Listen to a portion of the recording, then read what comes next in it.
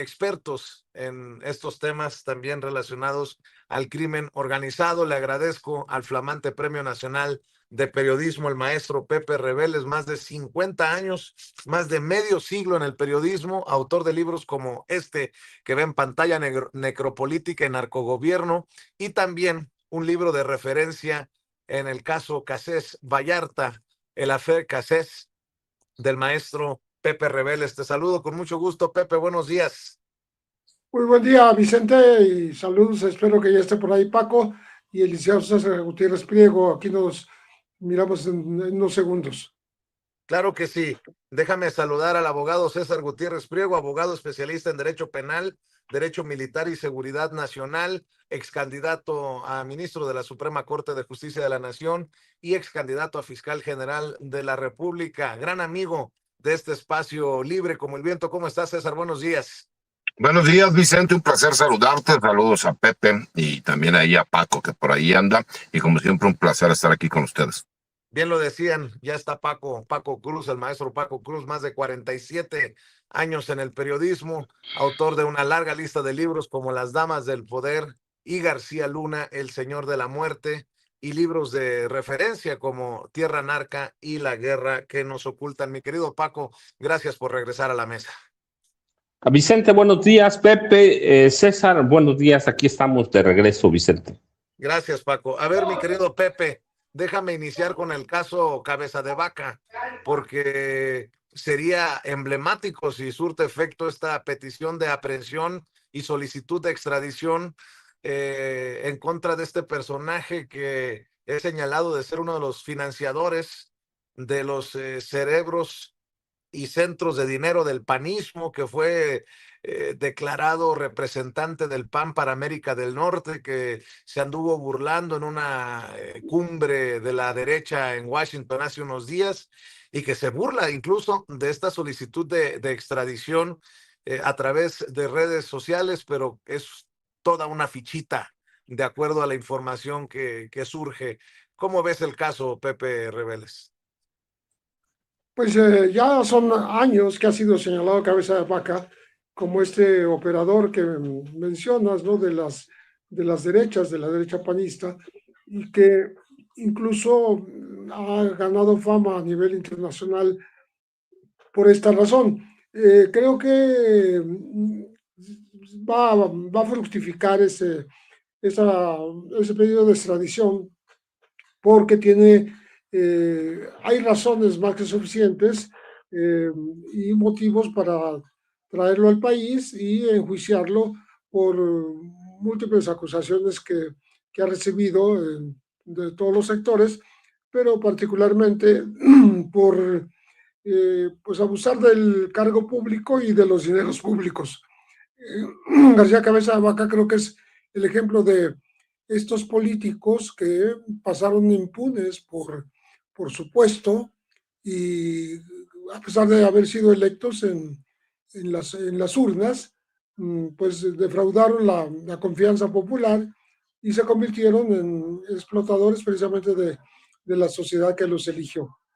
Creo que García Cabeza de Vaca puede servir como ejemplo de lo que no debe permitirse que siga ocurriendo en México, en la llegada de estos personajes a los que se les permite todo tipo de abusos, sin ninguna excepción, y que al mismo tiempo gozan de impunidad durante años y años y logran refugiarse en el extranjero, pero que llega un momento en que es necesario luchar por traerlo nuevamente a México y poderlo juzgar aquí, repito, por todo tipo de crímenes que tienen que ver con desfalco, desvío de dineros, actos que dañaron a la gente, incluso conflictos armados y sometimientos por violencia de población civil.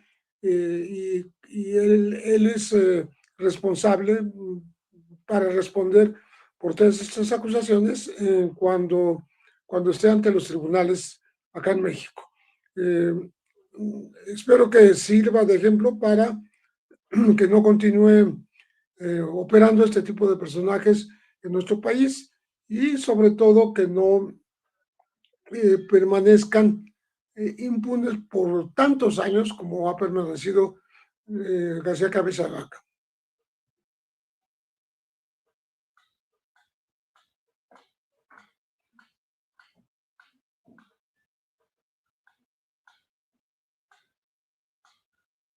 Ofrezco una disculpa.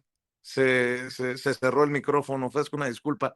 Les decía, esperemos que esta oposición no quede impune, ¿no? Muy ruidosa, pero tenemos el caso de Alito Moreno, también señalado desde Campeche, tenemos a Cabeza de Vaca, ambos ex gobernadores, tenemos algunos casos, incluso los expresidentes que en su momento consideramos fue un error por parte del presidente Andrés Manuel López Obrador votar en contra del juicio a los expresidentes. ¿Cómo ves el caso Cabeza de Vaca, mi querido César?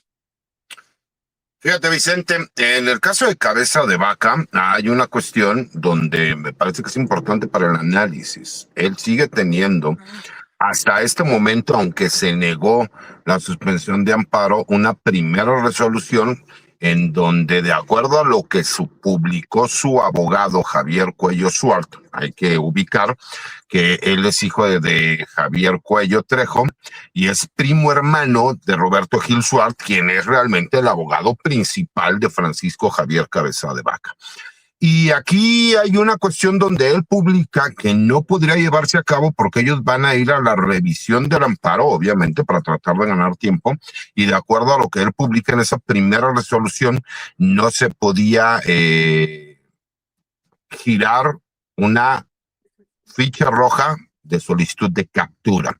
Me parece que ahí van a tener que interpretarlo, pero eso no quita que hemos podido ver que la protección judicial que se le dio a ciertos personajes políticos, entre ellos Francisco Javier Cabeza de Vaca, estas relaciones de ciertos despachos de alcurnia con lo que era la anterior Suprema Corte de Justicia de la Nación, nos hace ver que por eso fue necesario participar en un proceso en el cual fuimos parte, porque se tenía que cambiar, ¿no? Esas cuotas de poder y esa protección.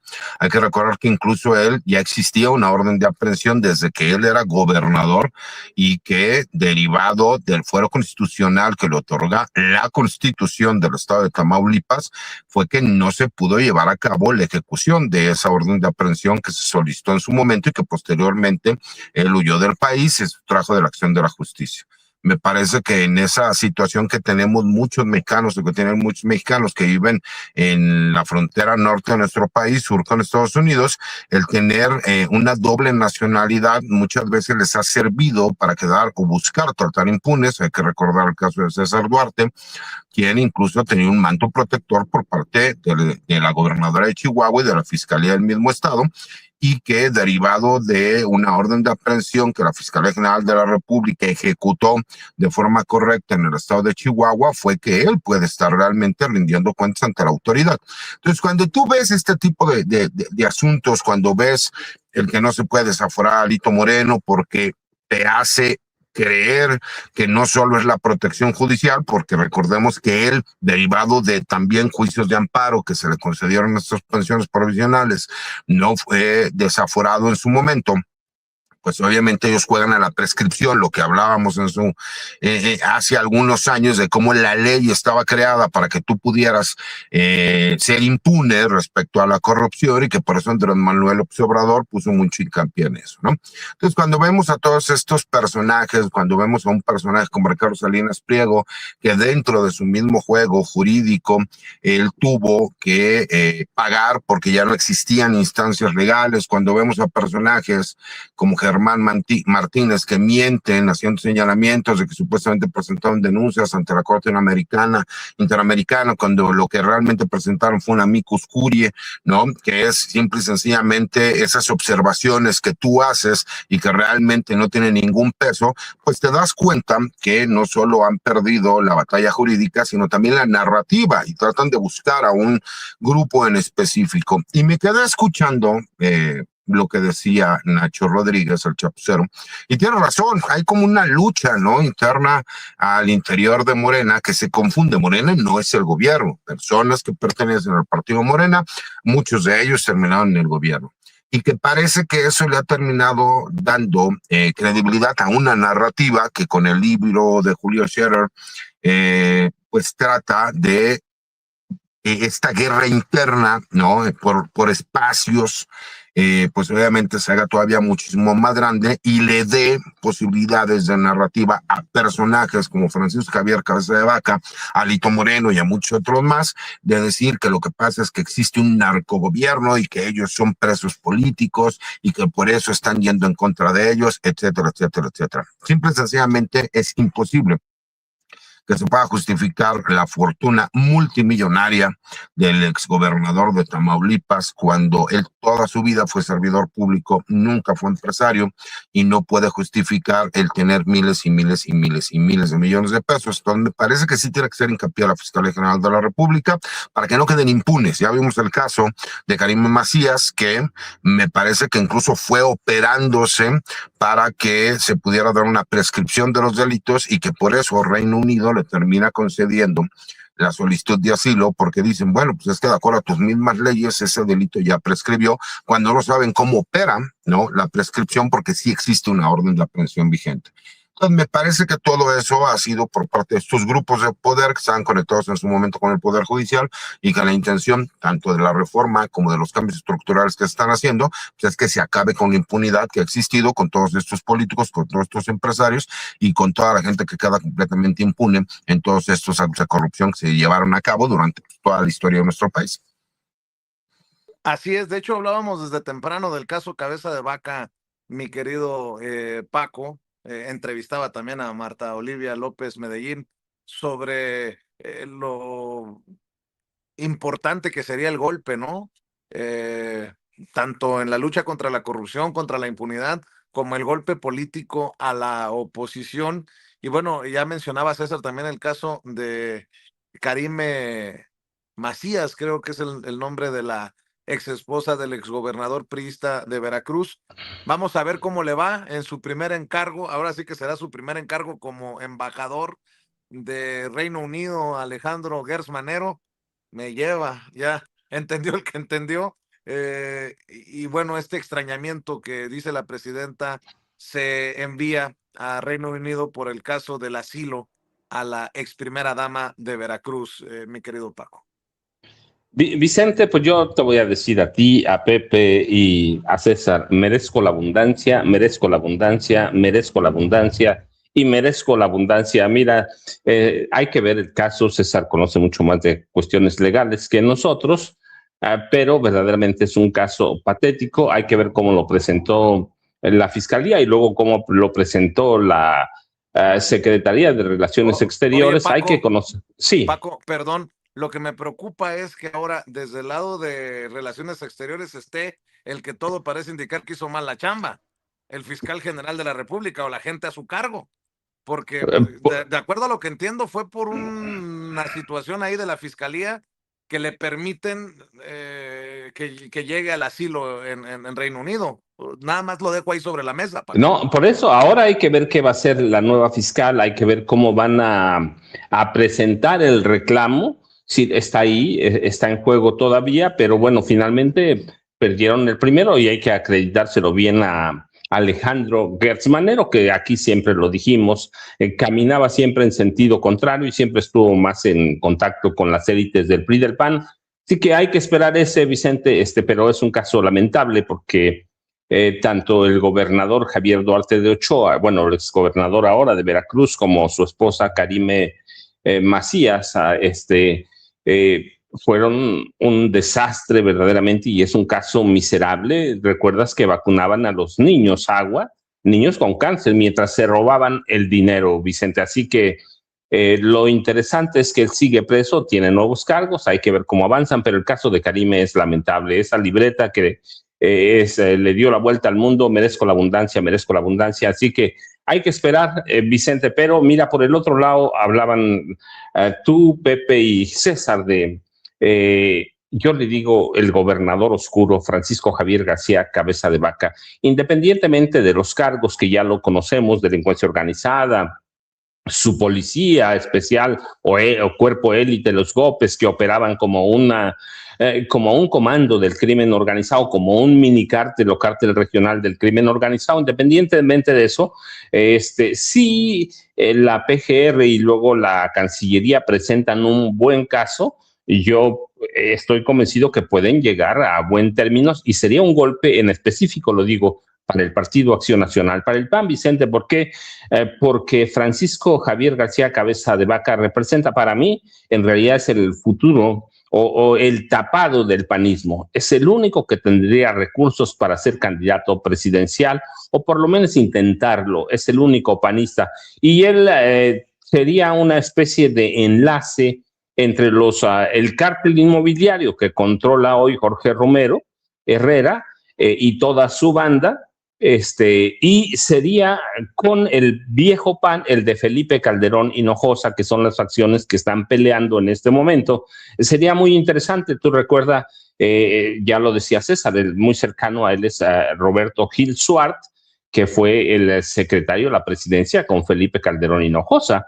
Así que el caso de Francisco Javier García Cabeza de Vaca reviste la mayor importancia para el PAN, y le van a poner todo al asador o toda la carne, como dicen. ¿Por qué? Pues porque se están jugando al único que podría pelear la candidatura presidencial. En serio, lo otro, cualquier cosa que pase, allí tienen a Ricardo Benjamín Salinas Pliego, pero el panismo se quedaría, y esto lo sabe bien Jorge Romero Herrera, y lo sabe toda la cúpula.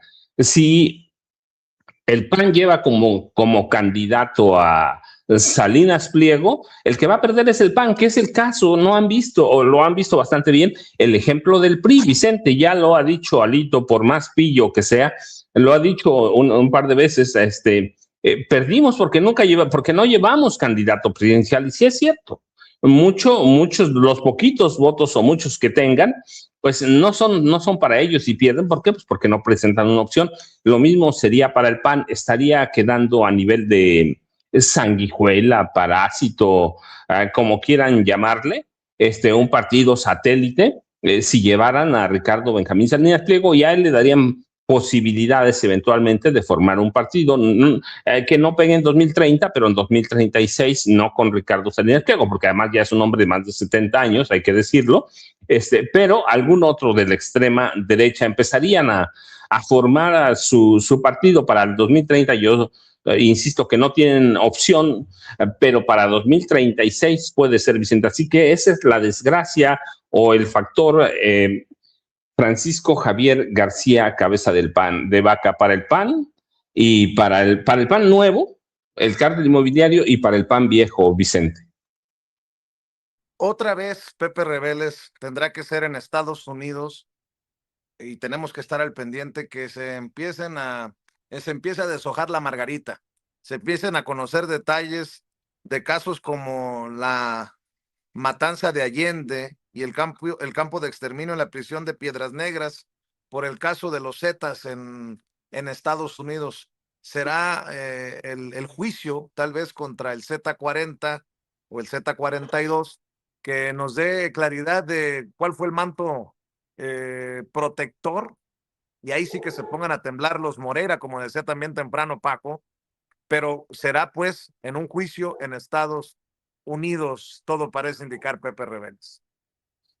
Sí, los hermanos Morales, Treviño Morales, son ya rehenes de Estados Unidos. Digo rehenes porque se les entregaron sin necesidad de aplicarles una ley de extradición, o sin que el gobierno mexicano lo hiciera. Están entre los 93, 94 individuos que, estando en prisión en México, fueron entregados a Estados Unidos, y este tipo de pendientes que tienen con la justicia, a pesar de haber estado encarcelados ya varios años, pues van a empezar a resolverse en Estados Unidos. Sobre todo, se van a dar a conocer en Estados Unidos detalles de una investigación que nunca culminó completamente, que es el caso de tanto de la matanza de Allende como de la cárcel de Piedras Negras, que se convirtió en un campo de exterminio por parte de estos individuos, por parte de su gente, de los Zetas, y que se contabiliza, aunque han sido identificados 30 y tantos cadáveres, se habla de que fueron por lo menos 150 personas, entre hombres, mujeres, ancianos e incluso niños que habrían sido ejecutados y quemados dentro de esta prisión, con el permiso, con la connivencia, con la corrupción, acompañando por parte de las autoridades carcelarias, que permitieron este crimen tan sui generis, porque no hay demasiados ejemplos de cómo una prisión se puede convertir en una especie de campo de concentración y campo de muerte. ¿Cómo es posible matar personas y luego cremarlas ahí mismo para hacerlas irreconocibles o perdedizas? Y esto ocurrió en México, ocurrió en Piedras Negras, y todavía es un pendiente que la sociedad tiene con respecto de informarse bien qué es lo que realmente sucedía ahí y cuál era el poder de los Zetas, hasta qué punto llegaba para conseguir la ayuda, conseguir sobre todo la cobertura cómplice de las autoridades y poder realizar estos crímenes, pues, crímenes de lesa humanidad. Recordemos que los mismos Zetas, estos que estamos hablando de la matanza de Allende, donde ni siquiera se sabe exactamente cuántos mexicanos murieron por la venganza de los Zetas, información que hicieron pública las agencias de Estados Unidos, y eso provocó justamente la llegada de multitud de hombres armados para masacrar a la población civil de Allende. No sabemos exactamente cuántos fueron, pero fueron por lo menos 300, 400. Y esto también ocurrió en México, y se va a saber por primera vez en Estados Unidos cuáles fueron las motivaciones, por qué ocurrieron. Los Zetas están en la mira de Estados Unidos desde hace buen tiempo. Incluso ya lo comentamos en alguna ocasión aquí hace un par de meses, cómo se menciona en un libro llamado El Cártel de Fort Bragg, que los Zetas actuaron con militares de los Estados Unidos para cometer delitos y cometer antes tráfico de drogas, con anuencia de personajes del ejército de Estados Unidos que estaban en Fort Bragg y que permitieron que esto ocurriera. Cuando alguien lo quiso delatar, fueron asesinadas 2 personas que sabían de cómo estaba operando este fenómeno de alianza entre los Zetas y elementos del ejército de los Estados Unidos en el Fuerte Bragg. Esto es el otro pendiente que tenemos de información. Entonces, yo creo que Estados Unidos tiene en su poder, las autoridades investigadoras de Estados Unidos tienen en su poder una gran, digamos, oportunidad de destapar estas cloacas que vienen a ser binacionales, ¿no? Porque ocurrieron tanto en México como en Estados Unidos, o compartieron responsabilidades, y esto se va a saber a partir de que ahora tienen a los protagonistas de semejantes crímenes de lesa humanidad, los tienen en su poder, y cuando ellos confiesen en un trato a lo mejor para conseguir una reducción de penas o evitar la pena de muerte, pues seguramente van a revelar cómo pudieron ocurrir estas cosas. No son de ahora, son de hace unos años, pero puesto que han permanecido en la impunidad, han permanecido en el desconocimiento de la opinión pública, pues ahora tendrán que darse a conocer, y parece que Estados Unidos tiene la sartén por el mango, en el sentido de que tiene a los informantes, a los líderes de quienes cometieron estos delitos, los tiene en Estados Unidos, y es posible que negocie con ellos. Así es, mi querido César, estoy revisando tu columna, es tal vez de un tema diferente, pero ya tú nos comentarás sobre la extraña designación de Aníbal Castro Borbón en la Fiscalía General de Baja California. Híjole, otro tema escabroso, complicado, pero necesario de abordar. Sí, así es, Vicente. Fíjate, a mí me llamó la atención porque leo una nota del semanario Z y de repente me pongo a verificar si la información que ellos están publicando concuerda con la realidad. Y sí, efectivamente concordaba con la realidad. Y llama la atención porque incluso en una mañanera, el secretario de Seguridad y Protección Ciudadana, Omar García Harfuch, hace el señalamiento de que este personaje, cuando era juez federal, porque le tocó competir para tratar de reelegirse en el puesto y no ganó en la elección judicial, el hecho de que haya sido uno de los jueces que tuvo el mayor número de cambios de medidas cautelares. Incluso te tengo que hacer un comentario, mi querido Vicente.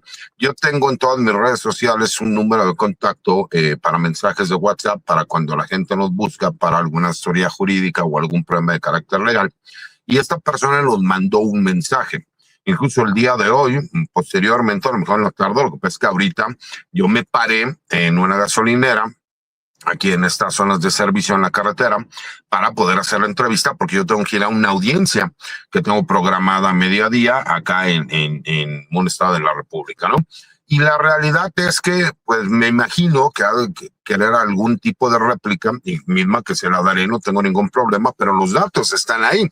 ¿Cómo es posible que una persona que fue juez federal, que estuvo en el Poder Judicial, que fue cuestionado por el secretario de Seguridad y Protección Ciudadana de dar beneficios que se consideran, o por lo menos en su momento los consideraron fuera de lugar o ilegales, no, utilizando esa parte de la ley que da beneficios a ciertos delincuentes, aquí ya no son presuntos, son delincuentes, que se les solicita un cambio de medida cautelar, donde incluso se encuentran involucrados personas que tuvieron que ver con los lamentables hechos de la guardería ABC, que ahora, sin ninguna preparación, termine siendo, ¿no?, fiscal general de la República, porque una cosa es ser juzgador y otra cosa es ser investigador.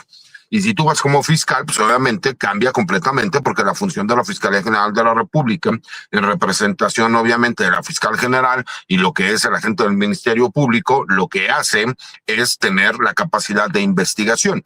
Y me parece que un personaje cuestionable al grado de que incluso en su momento lo fue impugnado por no tener una buena reputación pública, ¿no?, que tampoco lo hace que no haya podido competir, pero que incluso sí existió esa situación, el día de hoy se ha designado como fiscal general de la República allá en Baja California, pues me parece sumamente cuestionable, y por eso lo explico en mi columna, qué es lo que hay, cuáles son las imputaciones, como el secretario de Seguridad en esa mañanera del 8 de mayo, incluso en mis redes sociales, en mi cuenta de X, subo el momento en que lo señala el secretario Omar García Harfuch, y me parece que es importante saber si le metieron un gol a la fiscal general de la República o cuáles son los intereses para designar un personaje como él, porque incluso por currículum no cumple obviamente con el perfil para ser fiscal general para ser delegado de la Fiscalía General de la República, que se les llama como fiscales federales en el estado de Baja California. Imagínate, mi querido Paco, esto que está destapando César, y bueno, también poner sobre la mesa para cerrar con tu comentario, con tu opinión, Paco, el caso del gobernador de Sonora, Alfonso Durazo, que le está exigiendo le está exigiendo una aclaración pública a Julio Scherer. Si bien ayer en la entrevista que nos concede Jesús Ramírez Cuevas dice que presenten pruebas de lo que le enjaretan, lo que le señalan, ahora el gobernador de Sonora, Alfonso Durazo, dice que se ha comunicado directamente con Scherer y Scherer le ha dicho que pues van a hacer fe de ratas. Bueno, como si fuera cualquier cosa, los señalamientos, está rechazando cualquier situación. El gobernador de Sonora, Alfonso Durazo, rechaza los señalamientos de Julio Scherer y exige una aclaración pública. El gobernador de Sonora, Alfonso Durazo, rechazó de manera categórica los señalamientos contenidos en el libro Ni Venganza ni Perdón, escrito por Julio Scherer Ibarra con coautoría de Jorge Fernández Menéndez, y exigió al exconsejero jurídico de la presidencia una aclaración pública inmediata. A través de sus redes sociales, el mandatario difundió una fotografía tomada el 13 de septiembre de 2021 durante su toma de protesta en la que aparece junto a Julio Scherer, acompañada de un posicionamiento en el que negó haber recibido financiamiento ilícito en campaña o en cualquier otro momento de su trayectoria política. Ni ese día, ni en ningún otro momento Julio Scherer me advirtió sobre la existencia o siquiera sobre el riesgo de algún esquema de financiamiento ilícito relacionado con Sonora. Ambos sabemos que jamás he recibido ni un solo peso de procedencia ilícita, dice el gobernador de Sonora, y bueno, se suma pues a las voces que pues abiertamente están descalificando las versiones que maneja en el libro Julio Scherer Ibarra, mi querido Paco. Fíjate, Vicente, nada más, bueno, ahorita regresamos, rapidísimo, medio minuto, es que lo de las masacres de Allende, ¿sí? 18 de marzo 2011, me acuerdo porque me tocó hacer una nota sobre eso, y el campo o centro de exterminio que había en el Centro de Readaptación Social Cerezo de Piedras Negras, Coahuila, entre finales de 2009 y septiembre de 2012, los Zetas controlaron esa prisión. Los Zetas allí asesinaron, desaparecieron, incineraron, torturaron a por lo menos 150 personas, como decía Pepe. Pero, bueno, ¿cuál es lo interesante de estos dos casos? Lo voy a decir rapidísimo, Vicente, que entre 2005 y 2017, los hermanos Humberto Moreira Valdés y Rubén Moreira Valdés, gobernador primero Humberto de 2005 a 2011 y Rubén Moreira del 1 de diciembre de 2011 a 30 de noviembre de 2017, controlaron Coahuila. Había evidencias sólidas de que tenían tratos con los Zetas los dos y que dejaron operar a los Zetas, y en ese contexto se dan estas matanzas y este control del penal de Piedras Negras. Así que Humberto Moreira Valdés y Rubén Moreira, que es el segundo de a bordo de Alejandro Moreno Cárdenas, tienen mucho que explicar. Nada de que fue un crimen federal, fue un crimen en su estado, o muchos crímenes en estos dos temas, muchos crímenes, y que ellos, los dos hermanos Moreira, deben aclarar, independientemente de las deudas que dejaron y de otros malos manejos que se dieron, la impunidad, verdaderamente estas dos, la masacre de Allende y el control del penal de San Luis Colorado, tiene que dar explicaciones y ellos van a salir ahí. Eso esperemos. Pero bueno, Vicente, por el otro lado, mira, ya lo hablamos en la cuestión con el libro. Bueno, no sé si es un libro verdaderamente, viniendo del consejero jurídico de la presidencia, debía tener, aquí lo hemos dicho, todos los elementos, todo. Si yo voy a acusar que alguien recibió dinero del narcotráfico, en este caso Alfonso Durazo, presento los documentos. Una fe de erratas no arregla nada. No arregla nada, porque en todo caso es una fe de ratas, ¿sí? No arregla nada. Lo que hicieron, este libro es un descuido, pero no es un descuido, es a propósito, ¿va? Es vil, es un libro con rumores, ya lo leí, ya lo terminé, es un libro con muchos rumores, y yo digo, viniendo del consejero jurídico de la presidencia, por él pasaron todos los documentos, todo, cada documento que vio el presidente, él debió verlo, como como titular del jurídico de la presidencia o consejero jurídico, así que él debía tenerlos. El libro para mí es un mamotreto, sí, es un mamotreto como si lo hubiera escrito Elena Chávez o Anabel Hernández o Tim Golden, cualquiera de ellos con muchas suposiciones, con muchos. Para mí, en un libro como este no cabe el cabría, el habría, el podrían. ¿Por qué? Porque es el consejero. Y el otro, bueno, pues no, ya hemos hablado mucho de Jorge Fernández Menéndez. Para mí es un periodista, yo te lo decía en la mañana, pues es el hombre de Calderón. Es la voz de Calderón y Raimundo Riva Palacio, la voz de Genaro García Luna. Es el hombre que alteró lo que pasó en Ayotzinapa, verdaderamente lo alteró brutalmente. Un argentino, como yo digo, como los gachupines que vienen a México, en este caso, a enriquecerse y a no aportar nada. Jorge Fernández Menéndez es un sicario de la pluma, Vicente. Por eso recurrió a él Julio Scherer García, pero pues nada más hay que ver en qué terminó proceso y por eso recurrió. No es una casualidad que se hayan juntado, no es una casualidad esta dupla, Vicente. Así que lo que exige el gobernador de Sonora es lo mínimo que pueden hacer. Pero todo el libro está lleno de eso. No pueden probar a nada, Vicente. Es un libro de suponiendo, habría, cabría, habría. Cuando presenten los documentos, entonces, bueno, pues vamos a ir, algo tendrían, pero hasta ahora es un libro de ficción, yo te decía en la mañana, es un libro de literatura de ficción y ahí se debe quedar para comentar en las mesas sobre la traición así debía llamarse el libro, la traición de Julio Scherer Ibarra al presidente López Obrador. Vicente, el otro pues es un sicario de la pluma, así que ahí se va a quedar, pero una fe de ratas no arregla lo que hicieron Jorge Fernández Menéndez ni Julio Scherer Ibarra. Yo ya sabes, Vicente @ Paco Cruz Jiménez en X antes Twitter, Francisco Cruz Jiménez en Facebook. Un abrazo, César, un abrazo, Pepe, y aquí nos vemos la próxima semana, como siempre. Claro que sí, y Paco, nada más por no dejar, Alfonso Durazo escribió en redes sociales: esta fotografía fue tomada el 13 de septiembre de 2021 durante mi toma de protesta como gobernador del estado de Sonora. Ni ese día ni en ningún otro momento Julio Scherer me advirtió sobre la existencia o siquiera sobre el riesgo de algún esquema de financiamiento ilícito relacionado con Sonora.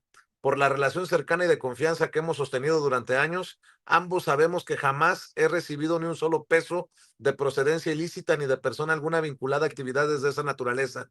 Hace unos días, de forma privada, le expresé la importancia de aclarar públicamente que yo no participé en ningún esquema de financiamiento irregular, ni relacionado con Carmona ni con algún otro personaje similar. Su respuesta fue: se trata de una fe de ratas, que lo referido correspondía a 2018 y que de esa forma quedaría aclarado que no tengo ni tuve ningún vínculo con quienes se mencionan en sus dichos. Hasta hoy no ha habido ninguna precisión pública. Lamento que una amistad de muchos años se vea afectada por la falta de una aclaración indispensable. Si bien en su libro no se me menciona de manera directa, sí se alude a Sonora y esa generalización imprecisa conlleva el riesgo de que se me atribuyan hechos que jamás ocurrieron. Como gobernador del estado y por la responsabilidad frente a quienes me otorgaron su confianza, me veo obligado a rechazar de manera categórica cualquier insinuación falsa que pretenda atribuirme, aunque sea de forma indirecta, en esa publicación. La historia merece ser contada como fue, no como a algunos les conviene recordarla. ¿Cuántas fe de ratas más harán falta para decir toda la verdad? Cierra con esa contundente pregunta Alfonso Durazo y responde Julio Scherer con un escueto: respeto la postura del gobernador Alfonso Durazo. El libro no hace referencia a su protesta en 2021 ni a su gestión. Los mencionados está claramente situado en 2018 en la página 253. No existe imputación personal ni señalamiento directo. Una lectura completa del texto lo confirma. Pues, bueno, Vicente, nada más antes de que me vaya, bueno, y que se despidan César y Pepe, como tú dices, o como dice Vicente Serrano, hay que ser cochino, pero no tan trompudo, Vicente.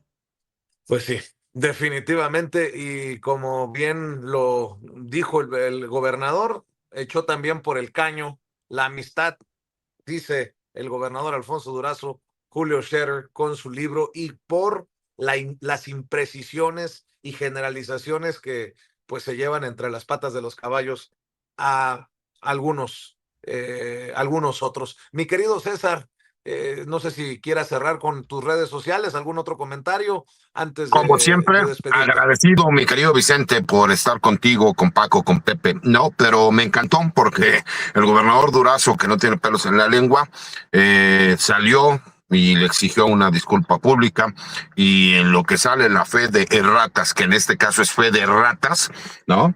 Ya salió a decir que no tiene absolutamente nada que ver, nada más para que veas como alguien que sí tiene, ¿no?, la narrativa de su lado, pues obviamente en ese momento le dice, a ver, acláralo, ¿no? Y termina aclarándolo. Y respecto a lo que se dio en la masacre de Allende, me parece que son de esos hechos que no pueden dejar ni pueden quedar impunes. Hay que recordar que el Z40 decía que ni él ni su hermano eran, que los habían confundido y que los habían golpeado. Y hay que recordar que qué tan duro se llevan los hermanos Moreira, que mataron al hijo de Humberto cuando el hermano era el gobernador del estado, ¿no? Nada más para que veas ahí cómo las traiciones, incluso entre políticos y familiares, son complicadas. Te mando un abrazo, mi querido Vicente, le mando un abrazo a Paco y a Pepe y a todas las personas que nos ven y nos escuchan, y ya nos vamos porque tenemos que llegar a audiencia. @César Guti Pri, un abrazo, mi querido César, corre a la audiencia. Y mi querido Pepe Reveles, maestro, Premio Nacional de Periodismo, autor de libros como Necropolítica y Narcogobierno y el Affair Cassés. Yo también te agradezco, no sé si quieras cerrar con algún otro comentario. En este caso no hay redes sociales, el maestro Pepe Reveles alejado de las redes sociales. Y así como están los trancazos, Pepe, en los últimos días, te respeto, te admiro más y mantente así, alejado de la selva que es las redes sociales. Muchísimas gracias, Vicente. Saludos y nos veremos la próxima semana con Licenciado Gutiérrez Pliego y con Paco Cruz. Les mando un saludo también al auditorio. Gracias, Pepe, el maestro Pepe Reveles, el maestro Paco Cruz. Aquí nada más, mire, más de 100 años de experiencia en este quehacer periodístico, en este espacio libre como el viento. Pepe Reveles, Paco Cruz, muchas gracias. Y también voy a saludar al querido Toño Ruiz. Mi querido Toño, pues para Chicago.